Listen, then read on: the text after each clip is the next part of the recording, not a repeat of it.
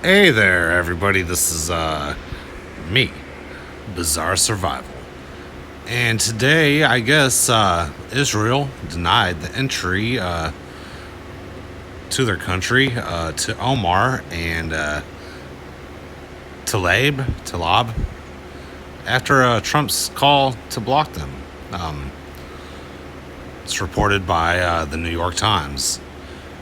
I guess Israel on Thursday barred the entry of two American Democratic congresswomen who had planned to visit the West Bank hours after President Trump had urged the country to block them. Mr. Trump's intervention was an extraordinary step to influence an allied nation and punish his political opponents at home.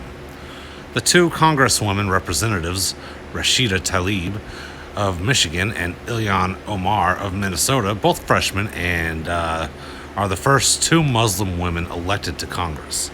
Both are outspoken adversaries of Mr. Trump and have been vocal in their support of Palestinians and the boycott Israel movement. The president has targeted them in speeches and Twitter postings that his critics have called racist and xenophobic. It was reported last week that Mr. Trump was pressing Prime Minister Benjamin Netanyahu, excuse me if I got the name wrong, I probably did, of Israel, to deny entrance to the women, and Thursday morning he left little doubt. While Israeli officials were still deliberating the matter, he said in a Twitter post that it would show great weakness if Israel allowed Representative Omar and Representative Tlaib, I'm screwing up her name too, to visit. Later on Thursday, Israel's Interior Ministry announced that Mr. Netanyahu had decided to deny entry to the two. I'm going to just call him Mr. N, or Mr. Netta. Mr. Netta sounds easier to me. Had decided to deny entry to the two American lawmakers on grounds of their boycott activities against Israel, and in accordance with the country's anti-boycott law. Mr. Trump's decision to recommend that another country block entry to two United States citizens, let alone members of Congress, was one of the most pronounced violations of democratic norms that he has engaged in since taking office in January 2017. It also placed him at odds with the Republican leadership in Congress and even some pro-Israel advocacy groups in the United States. I feel very secure in this. I'm going to stop right here for 1 second and interject some of my thoughts and opinions on this. I know he doesn't like both of these representatives, these congresswomen, but to deny them access to gain intelligence themselves, that to me is fishy. And I don't think that should have happened. I think he should let them in there and have them deduce what's going on for themselves. But he, in terms, is blocking information from them, which I find a little authoritarian, if I do say so myself. I'm not a never Trumper. I'm not an all Trumper. I'm more in the middle of everything. Yeah, anyways, going on. I feel very secure in this that anyone who comes with open ears, open eyes, and an open mind will walk away with an understanding, just as all these members here do, that this bond is unbreakable. The House Minority Leader, Representative Kevin McCarthy of California, told reporters in Jerusalem on Sunday while leading a delegation of 31 Republican lawmakers.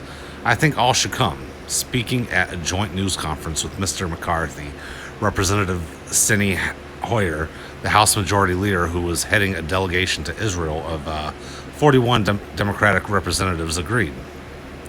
Many Israelis and Jewish leaders have also expressed discomfort with the idea that American officials could be denied entry because of their beliefs or criticism of Israel. Just last month, the Israeli ambassador to Washington, Ron Dermer, said that Israel would not deny entry to any United States representatives. Ms. Omar had been scheduled to arrive on Sunday for a tour of the West Bank, partly under the auspices of an organization. Auspices. Let's look up what auspices means. Continue. Auspice, an ancient religious practice. Right here. Kindly patronage and guidance. Auspice is plural. It's kindly patronage and guidance. Doing research under the auspices of the local history society. It's an observation by an augur, especially of the flight. Nope, it's not that, and it's not a prophetic sign in this context. Maybe a favorable sign, but that's about it. Ms. Omar had been scheduled to arrive on Sunday for a tour of the West Bank, partly under the auspices of an organization headed by a longtime Palestinian lawmaker, Hanan Asharawi, that was expected to highlight Palestinian grievances over the Israeli occupation. The women were planning to visit the West Bank city of Hebron, Ramallah, and Bethlehem, as well as Israeli annexed East Jerusalem. According to Ms. Ashari, including a visit to the El Aqsa Mosque, a hotly contested and volatile holy site. Most of the delegation was expected to depart on August 22nd, but Ms. Tlaib had been planning to stay on to visit relatives in the West Bank. No meetings have been planned with either Israeli or Palestinian officials other than Ms. Arshawi, who is also a member of the Palestine Liberation Organization's executive committee. She said the organization she leads, Miftah, was co-sponsoring the visit. The purpose of the visit, Ms. Ashari said, was to give the Congresswoman a way to engage with the Palestinian people directly and to see things on the ground. What are they afraid of, she said, referring to the Israeli government, that they might find things out? Ms. Tlaib, who is of Palestinian descent, has spoken often of her grandmother who lives on the West Bank, while Ms. Omar, a Somali refugee, is the first woman to wear a hijab on the House floor. But while they were hailed as symbols of diversity when they arrived in Washington, they quickly became embroiled in controversy over their statements on Israel and on supporters of the Jewish state. Ms. Omar apologized after she said support for Israel was all about the Benjamin's baby, a reference to $100 bills. And earlier March, the House voted to condemn all forms of hatred after Ms. Omar said pro-Israel activists were pushing for allegiance to a foreign country. A remark that critics in both parties said invoked the long-standing anti-Semitic trope of dual loyalty. Those remarks have been deeply problematic for Democratic leaders who are trying to demonstrate solidarity with Israel. And they have given Mr. Trump and his fellow Republicans an opening to fan the flames of racial division in an effort to break the long-standing alliance between American Jews and the Democratic Party. Ms. Omar and Ms. Tlaib's public support for the boycott movement had already drawn criticism from the White House in remarks last month that were widely condemned as racist. Mr. Trump said that four congresswomen of color, Ms. Omar and Ms. Tlaib, as well as Representative Alexandria Cortez, well, he didn't say four congressmen of color. He didn't mention their color at all. But, he mentioned the squad, as they're known, should go back to the countries that they came from. The squad, not people of color. He said the squad should go back where they came from. Axios reported recently that Mr. Trump had told advisors that he thought Mr. Netta should bar Ms. Tlaib and Ms. Omar under a law that denies entry to foreign nationals who publicly show support for a boycott. Under the law passed in 2017, Israel can bar entry to people considered prominent advocates of the boycott, divestment and sanctions movement, a loose network that, among other goals, aims to pressure Israel into ending the occupation of the West Bank. Pro-Israel advocates accuse the movement's supporter of anti-Semitism. Last month, the United States House of Representatives overwhelmingly passed a bipartisan resolution condemning the boycott Israel movement on one that promotes principles of collective guilt, mass punishment, and group isolation, which are destructive of prospects for progress towards peace.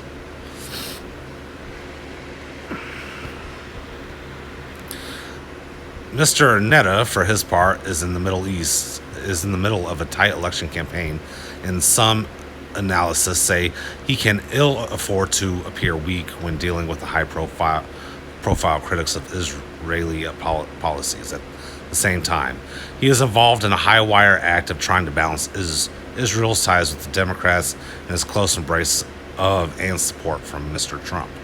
If they are prevented from entering, it will be the foolishness of the Netta government, said Alan Pincus, a former Israeli consul general in New York, told Israel's Army Radio on Thursday. These are congresswomen of the majority party, which most American Jews vote for. One of the main points of contention over the planned itinerary appears to be the visit to the Aqsa Mosque in East Jerusalem, a sacred site revered by Muslims as the noble sanctuary and by Jews as Temple Mount. The location of their ancient temples, it is a frequent flashpoint in the Israeli-Palestinian conflict. Danny Ayalon, a former Israeli ambassador to the United States and a former deputy foreign minister, told Israel's Khan Radio on Thursday that the congresswomen should be allowed to enter Israel, but with restrictions. If they want to stage a provocation by entering the Temple Mount with Palestinian hosts, then that can be prevented, he said. And like I said, this was an article by New York Times. The author was Isabel Kirshner. Is Isabel Kirshner. Excuse me, Isabel, for pronouncing your name wrong. But yeah, that's pretty interesting. I don't think that they should be denied. I think if they are going there to protest our Israel alliance, I think that is dangerous and it shouldn't happen. But I don't. If they do go there and protest what we're doing for national relations and our foreign policy, and it puts our national safety in danger, I believe they could be tried in some form or the other. I'm not exactly sure what they could be tried in, but I don't think that would be good for them to be representatives doing that, nor American citizens doing that. They will probably get lost, so to speak, I'm guessing, if that's the case. But do I think that they shouldn't be allowed there? No. What representative ever hasn't been allowed to travel and meet foreign political leaders and discuss policy? I'm confused. But yeah, anyway, thank you for listening. This was Israel denies entry to Omar and Tlaib after Trump calls to block them. Hey there, everybody. This is me, Bizarre Survival. And today, I guess, Israel denied the entry to their country to Omar and Tlaib, after Trump's call to block them. It's reported by the New York Times. I guess Israel on Thursday barred the entry of two